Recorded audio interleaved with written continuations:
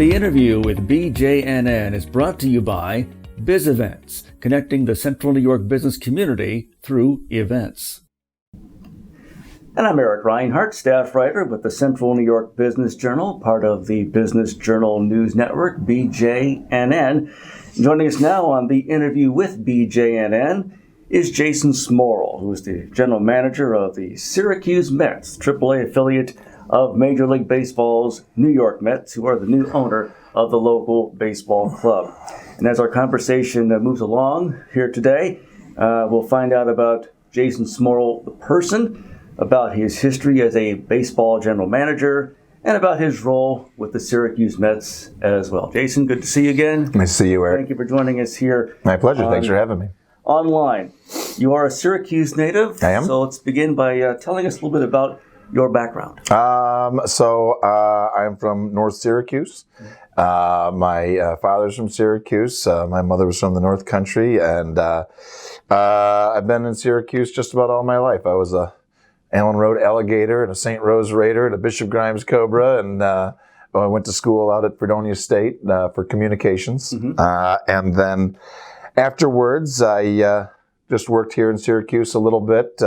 Met a young Bernie Bregman back in the day to keep things interesting. And I didn't know what I wanted to do, so I went to back to college, to the United States Sports Academy for a master's in sports science. All right. And that kind of started my career in sports management. All right, very good. When did you first become a minor league baseball manager, and how did it play out? So as part of the schooling from the sports academy, I had to get an internship. And I had done an internship with the Mobile Civic Center. And then I had another opportunity to do an internship with the Watertown Indians or the Mobile Bay Bears, both minor league baseball teams. And since at the time you didn't get paid to do any internships, living at home was a much better option. So I chose the Watertown Indians. And I started there as an intern and fell in love with minor league baseball. We had such a great summer working in minor league baseball, and it kind of culminated with a dynamite lady blowing herself up at the Alex T. Duffy Fairgrounds in Watertown, New York, and just seeing the fans' reaction and seeing the smiles on everyone's faces and just being able to make people happy for that 3-hour time period. I was kind of hooked, and I knew what I wanted to do. So I started working in minor league baseball as an intern, and then a director of special projects, and then director of concessions. And eventually I was the assistant general manager at the Batavia Clippers. Okay. And in 1996, I believe, 97, the general manager left for another team, and they made me the general manager of the Batavia Clippers, which I promptly turned into the Batavia Muck Dogs. Okay. And that was when I started my general managing in minor league baseball. And that goes back to mid-90s? I think it was 93, 94, 95, 1997. All right, very good. Now, the Syracuse Mets, as we know, are in their first year at NBT Bank Stadium following the tenure of the Syracuse Chiefs. What is the duration of the Syracuse Mets' current tenant agreement at NBT Bank Stadium? How long will they be there? We are finishing up the current lease, which will keep us at NBT Bank Stadium for another 6 years. And then the county is just putting the final touches on the addition to the lease that will keep us here until 2043, so a total of 25 more years. The Mets are extremely committed to Central New York. All right, very good. Have the Mets prospects, have they adjusted well? They were in Las Vegas, now they're here. Have they adjusted well to living and playing here in Central New York? I think baseball players are kind of vagabonds. They travel all over the world, playing winter ball in different places and minor leagues throughout. You know, they've all kind of come up through, and it's kind of fun to talk to them about all the cities that they've been in. So it takes them a little bit. Syracuse is the Las Vegas of the East, as we like to call it. And so I think it was a little bit of an adjustment to get used to the weather in April and May. But now that it's warming up and there's leaves on the trees, I think they really like it here in Syracuse. Yeah, very good. Now, the attendance figures apparently are up, and at least I'm not sure if the Mets brand has anything to do with that or not, but I'll get some impression from you on that. The numbers so far this season, apparently the attendance figures are up compared to last year. Mm-hmm. What numbers are you seeing, or what can you tell us about that? And you touched on it. It's the Mets brand. It's the Met effect. There's a ton of New York Mets fans. Mm-hmm. We are, if you look at it, we're not doing anything dramatically different than what we've always been doing, our plan for running a minor league baseball team, the things, control the promotions and things that we can control and the customer service. The only thing difference is the insertion of the New York Mets. Mm-hmm. And attendance is, it's not quite doubled, but, we came through April and May with this kind of a number for an average attendance. We're over 4,500 people a game. And that's before the kids get out of school, before we really start doing our damage in June, July, and August. So, it's the Mets. It's 100% the Mets. It is, it's constantly, not overwhelming us, but I'm underestimating the Met brand and how positive and powerful it is. And then even with the Yankee fans, they're just happy there's a New York team here. Mm-hmm. So the Mets are kind of New York's team. They've got the Brooklyn Cyclones. They have affiliate in Binghamton with the Binghamton Rumble Ponies. Okay. Now the Syracuse Mets, the New York Mets. 4 of their teams are right here in the great state of New York. And that makes a big difference. And we are seeing all the local people come that have never been to the stadium. Everything's new. They don't know where the bathrooms are. They don't know what our promotions are. They don't know that hot dogs are $1 on Thursday, and they're from Cicero. But what we're also seeing is an influx of people from outside the area just to come see the Mets. Sure. And that's a lot of Canadians, a lot of people from Western New York, people from the Southern Tier, a lot of people from Long Island and the city are just coming up for a day just to visit and see the farm team. We've got the 7-Line Army coming in a little bit later in July. And they're going to bring probably 750 people with them. Maybe they bring 1,000 people with them. And that's all an influx into the community. So the Mets are a powerful force, and we're happy to have them. One of the higher profile names that have come into playing at NBT Bank Stadium this year has been, Tim Tebow. Mm-hmm. I'm not sure how much you get a chance to interact with Tim, but any impressions of him so far? He's just a great guy, and I interact with him quite a bit. He's a mega superstar. He is known for football, and he's known for philanthropy, and he's known for his foundation, Heisman Trophy winner, television host, movie producer, and just an all-around great guy. He is who he is. It's nothing different when you see him on a TV interview or when you see him in person. He is just the most disciplined person. He is a please and thank you guy. He remembers your name. He looks you right in the eye. His problem is he can't say no to anything because he's such a nice guy. So, and how he does it, how he manages the demands on his time with fitting in the work and what it takes to succeed at baseball, this profession that he's trying to do. It's difficult. And now that he's up here at the AAA, the guy is just a beast. He just works and works and works and works. And, I'm happy to say that we're friends. And I'm a little bit better off, because I met Tim Tebow. He's just a really nice guy. You've had at least one other, well-known name come through for playing on the roster of the Syracuse Mets. We're recording this on June the 24th, and not too long ago you had Robbie Cano come in and was here for a rehab assignment. Anyone else besides those two names that we should? We've had a lot of. Our team is unbelievable. The likes of what the New York Mets have placed in Syracuse this year, I dare say, will never be seen in the history of minor league baseball ever again. On opening day, which was April 4th, 21 of our 25 players had major league experience. And not just regular guys. There was guys like Carlos Gomez, Hector Santiago, Rajai Davis, Gregor Blanco. These guys have 10, 14 years of major league experience as being all-stars and World Series winners. Adani Hecavaria, I always mispronounce his last name, has 8 years experience. Danny Espinosa has 8 years experience. Just the wealth of experience that we've had. Guys have gone up and down. They signed Matt Kemp and they sent him here. He was an all-star last year in Major League Baseball. The rehab guys, Robbie Cano, Brandon Nemo, Justin Wilson, have come down to do rehab starts. We're about to get some more rehab guys as they come off. So the pipeline to New York is amazing for the fans. So be able to get the guys like Robbie Cano, who was awesome, and he signed a ton of autographs and made sure he went out of his way to sign the autographs. He and Brandon Nemo the same way. Yep. It's fun to be able to watch these guys, on their way back up because of rehab. It's wonderful to see the stash of players that they have accumulated here that have since gone up. Carlos Gomez has been called up, and he's been up there for most of the year.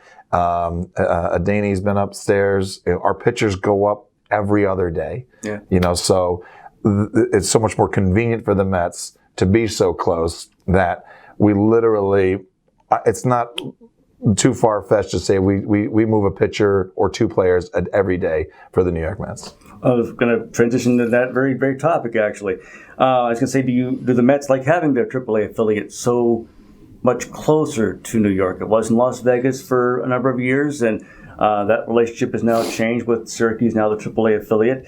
Do the Mets like having their affiliate just that much closer? Oh, 100%. It makes it so much easier for them to move their players. And the other thing that most people don't really realize is the roving instructors. So there's a band of roving instructors that go through the minor leagues, and it could be pitching coordinators and base running and outfielding and infielding and hitting coordinators. And these men and then trainers and mental strength coaches and all this stuff travel around the entire system. Well, now it's so much easier for them to go to Brooklyn, to Binghamton, to Syracuse. They can hit all that in a very easy manner. The players, if they take a player from us and we get somebody from Binghamton, all of the moves are just so much easier for the Mets to make right now because of our proximity. There was a story about Rajai Davis. They needed him on a with little notice. Yeah. The team was down in Lehigh Valley, and he apparently took an Uber. From that region with a guy named Jason. A lot of people thought I drove him there. I did not. And then he got to the game, I think in the third inning that night, back on May 22nd, and he eventually hit a home run. Yeah. So.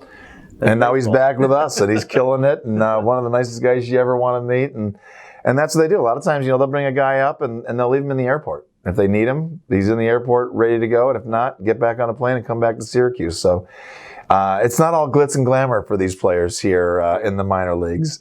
And a lot of it is traveling. It's going up. It's waiting.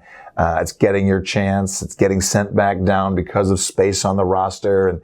And being able to perform through all of that at your best is very difficult, to say the least. The transition from saying Syracuse Chiefs now to Syracuse Mets, was it an easy transition or not? No, and I still screw it up, and we have a penalty jar located throughout the offices at historic NBD Bank Stadium, one on my desk. I've probably it's a quarter every time you say the C word. Right. And I probably have about $15 in there. And I messed it up on opening day. I'm out there on the microphone, and I'll be like, "You're Syracuse, the Mets." So I constantly screw it up, but I'm getting better at it at this point of the season. There's not too many slip-ups anymore. So when a fan buys a ticket to a AAA baseball game, this is what I tell my colleagues here at the office. When you buy a ticket to a AAA baseball game, you're essentially betting on the future, in my mind. Now, the prospect may not be a household name as of now, but they could be in the future depending on their on-field performance. Am I making a fair statement in saying that? Totally fair. I mean, there's two. I see it as two sides. There's the baseball side that you're going to go there and you're going to see some of the best baseball played throughout the entire world. The top 750 baseball players are in Major League Baseball. The next 750 baseball players are in the AAA baseball. And they come right through this stadium. And we can have guys that are just on their way down, the Rajai Davises, the Danny Espinosas of the world that there's still room for on Major League rosters, but it's just not fitting into the Major League play right now. and then all the young guys coming up. All of our pitchers are on the 40-man roster. Those are all major league pitchers. And that's what makes it so difficult in AAA is they're all major league pitchers right here waiting for their chance upstairs. So to that effect, a long time ago, a few years back, a guy came in and he was bragging how he went to New York to go see Luis Severino pitch for the Yankees. And I asked him how much it cost him, and he said, soup to nuts, it was about $1,500. All right. And I said, geez, you should have been here last week. You could have saw him for $6. Because he was just here. Aaron Judge has been here. Bryce Harper was here. Steven Strasburg was here. These guys, they're just here. Polanco for the Pirates. They come through. Vlad Guerrero Jr. was here this year. He's in Toronto right now. So the stars of tomorrow are here today. But I think that the grander scheme of minor league baseball is you're going to be able to see those people very affordably. And you'll be able to take your son or your daughter, your family to go and see the Robinson Canos when you know that they're here. But that's the kind of you're betting on the future. But what we really try to sell is the experience, the ambiance. We really try to sell, being together in a beautiful ballpark for 3 hours with your friends and your family at the most affordable place you can do that. You might get a giveaway on the way in. We're going to play silly games. There's a great baseball game. It's a beautiful stadium, great customer service. Maybe we finish with a fireworks extravaganza. Maybe there's $1 hot dogs or $2 beers or, tonight's Manja Mondays. All you can eat, a ticket to the game, and you can literally have 1,000 hot dogs for $20. You just have to be able to have the ability to eat 1,000 hot dogs. Big stomach. Big tummy. What people might not know about what you do is that you have no control over the players. Right. We've been talking about a lot about the players in the course of this interview. You do have control over the game day promotions and the game day experience as well. Do you work on that most of the off season, or how does that play out between season end and season beginning? It's all we work on, and since we can't control the weather and we can't control what goes on the field, all we can control is the promotions and the reasons to come to our ballpark. And I think that we put on a show like no other, and I think that was the kind of the mentality when I was brought in 6 years ago, is that we kind of shifted. It was all baseball before, and we're baseball, but we're entertainment. It's sports entertainment, and we're really doing what all the other minor league teams do successfully around the country because we don't control the baseball or the weather. Yeah. We can control having a great show, and we have a great show, and people. To this day, I stand out front of the gate. I was taught in Watertown, New York, to shake hands and thank people for coming and kind of listen to the fans and see what their feedback was, if they had a good time or not. And to this day, I still sit up front and I shake people's hands and I thank them for coming. And those same smiles are still there. This was, 20-some years ago when Dynamite Lady blew herself up that I saw those smiles. And, 20-some, maybe more years later, probably 30 years later, those same smiles are there.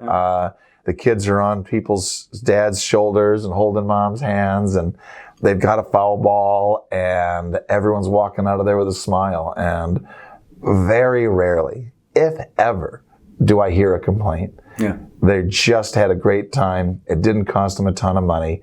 And that's how I know that we're doing our job, is if people are coming out smiling and saying, you guys do a great job, we'll be back, and then reminding them of the things that we do. Kids eat free on Sunday. There's a giveaway every Saturday with fireworks. There's fireworks every Friday with craft beers. $1 Thursday is $1 sodas, $1 hot dogs, $2 beers. You can't beat it. A family of 4 can come to a game, ticket, parking, eat a hot dog, have 2 sodas, have 2 beers. It's like $38. Mm-hmm. You can't go to McDonald's for $38 these days and just sit in a car and drop French fries. So we're so affordable, and wrapping it all up with the community, whether it's going to be a cancer night or a Latino day or a Little League night, or a Bark in the Park. I mean, we're up to almost 300 dogs that come on our Bark in the Parks. And they all get paid for it. All that money goes back to the community. So that is what we do all off season. We try to figure out what the promotions are. We like to be a little bit nimble. If something topical comes up, that we could do something topical. And we're always trying to add value to the fan. So our most expensive ticket is $15. You can sit in the front row, and for $15, we want you to walk out of there and say, that is the greatest dollar value that I could spend for myself, my family, my business, and in town. And I think that we've been proving that because each year we get a little bit better. And now that we have the Mets, it's interesting because, we do a lot of group parties, a lot of businesses come to us. And there's a party on our party deck, and they've been kind of steady at about 75 people for their party. And this year they got 140. There you go. And, the party's the same. We're the same. The only thing difference is the Mets, and now it's doubled. So it's a perfect analogy of what the Mets are bringing to the table. And how do you refer to Delmer Thursdays again? The greatest invention in the history of baseball. Yeah. It's the greatest invention in the history of baseball. It's $1 Hoffman hot dogs. We don't skip on it. It's delicious hot dogs. It's $1 soda. It's $2 beers. You can get a Saranac craft delicious beer for $2, 12-ounce beer. You can't beat it. How many folks work for the Syracuse Mets nowadays? Sure, we've got 15 full-timers, and then on any kind of given game day, we can have 200 people in the stadium, whether that's concessions and ushers and ticket takers and all that stuff. But we probably have the smallest staff in all of AAA baseball with our 15, and that includes John Stewart, our groundskeeper, and a couple of accountants. All right. How often does your grounds crew have to maintain the grounds? I know it's year-round, but like during the winter times, is it every other day? What's the frequency? It's an interesting question. It's in the wintertime, obviously it's not much, but what he hopes for is that we get a tremendous amount of snow. And that everything just goes to bed. We want snow in the wintertime. And then recently we haven't been getting it. And there's times in December where it's 70 degrees and the grass says, oh, it's time to wake up. I got to start growing. So that causes some issues for them. But we put the stadium to bed. We put the field to bed hard in the fall. So it's a lot of work in September, October, November. And then we hoped in December through February, she gets a nice coat of snow. And then recently, the snow stayed there till April. We're trying to play baseball, so we got to get the snow off the field and out of the stadium. So playing baseball in Central New York is an interesting happenstance, and but it's not much different than Rochester, Buffalo, or Pawtucket, and all those northern teams. All right, very good.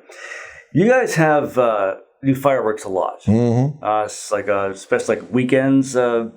We do 20 this year. We'll do 21 fireworks extravaganzas. Is there an ongoing contract with that? How does that play out for getting all those fireworks set up? We work with a great company called Pyrotechnico. I was affiliated with them back in the day when I was in baseball, and when I got back here to the Syracuse Chiefs, they were my first call. I know that they did a great job, and they're a great company, and they're all local guys that come and shoot the stuff, and they're just great to work with. And I dare say we have some of the best fireworks in minor league baseball. Right. The players come out until they see a lot of fire. The players hear a lot of national anthems. Right. They see a lot of fireworks. And they will always comment on the national anthem singer. I mean, they see 140 national anthems a year. And they tell us that we have some of the best, if not the best, fireworks in all of minor league baseball. All right, very good. We've been speaking with Jason Smorol, who is the general manager of the Syracuse Mets. Before we wrap up the conversation, is there anything else about the team that you would like to add that I did not ask you about, that you would like to throw out there that you think is important? No, I just want to thank the staff. I think they do a great job. The Mets have been great to work with. They just are really committed to Central New York and Syracuse and putting this team that they put on the field. I mean, I really hope that people come out and see them, because to be able to see the Rajai Davises and the Danny Espinosas and the young and up-and-comer guys like the Dilson Herreras and some of our pitchers, Gagnon and Flexen, it's something that you'll be able to say, when you start seeing these guys on the Mets broadcast, and as the Mets, keep getting better every year, say, I saw those guys right in our own hometown. That's That's what minor league baseball is all about, to be able to see those futures and then to remember Scooch and the superstars and the fireworks. And I just encourage everybody to follow us on social media and go to our website to kind of keep up with everything that we have going on, because it's just the start of July here, and we got a ton of great promotions coming up. Games are also available on radio. Every single game is on the Score 1260. Every single game is streamed on the internet through MILB.TV. An interesting tidbit. There are 30 teams in AAA baseball, and we always were obviously the top 25. Now, obviously, there was 5 teams that weren't in there. Yeah. And now that we're associated with the Mets, we're the number 1 team streamed on the internet. All right. So again, that Met effect, that Met brand is just a powerful brand. To see the games in person, how do people purchase tickets? You can go to the box office at historic M&T Bank Stadium. You can call 474-7833, or you can simply go online to SyracuseMets.com, put it right in your phone. We'll scan you right when you come in. All right, very good. Good speaking with you again, Jason. We have been speaking with Jason Smorol, who is the general manager of the Syracuse Mets, the AAA affiliate of Major League Baseball's New York Mets. Jason, again, thanks for joining us and sharing your views. I'm Eric Reinhardt, staff writer for the Central New York Business Journal, part of the Business Journal News Network, BJNN. Thank you for watching The Interview with BJNN.